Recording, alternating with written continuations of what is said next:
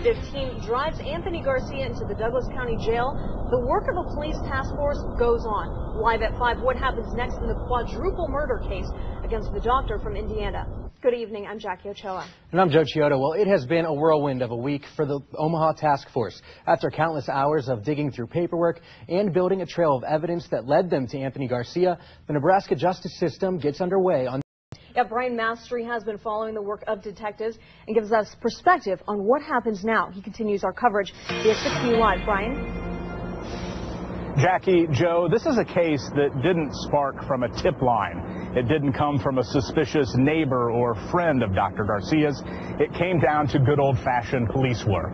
So here's the latest. The next steps in this case. Dr. Anthony Garcia will go before a judge for bond on Tuesday at 9 a.m. in courtroom 50. A judge will consider the charges, announce a bond. I have to tell you, though, talking to the experts, it's unlikely there will be a bond at all because of the seriousness of the charges and because of the possibility of someone fleeing, facing those charges. As for the task force, its job is not done. Remember, there's plenty of evidence and lab work to be done when they were serving search warrants across the country earlier in the week.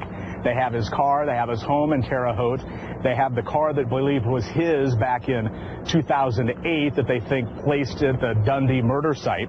Investigators believe, however, he had an axe to grind, and so that was the motive in all of this. And then if you use Anthony Garcia's own words, consider this. When he went before the Indiana Medical Licensing Board, he was, quote, essentially fired, he said, from New York. We know about what detectives believe started his grudge, getting fired from the Creighton Pathology residency after 11 months on the job 12 years ago. He left the program in Chicago. He says he was again essentially fired from Shreveport, Louisiana.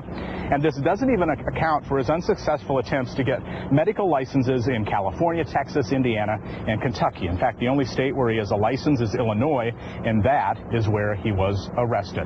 As for Garcia's attorneys, the Chicago husband and wife team of Bob and Allison Mata, they don't have a license to practice here in Nebraska, so they need someone with a license, so a co-counsel, if you will.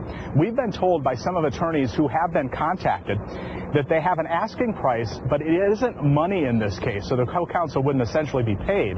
Instead, be paid for publicity and exposure in what would come from a quadruple murder case. Reporting live from the county jail, I'm Brian Mastery, Channel 6 News. Great reporting. Thank you, Brian. Dozens are without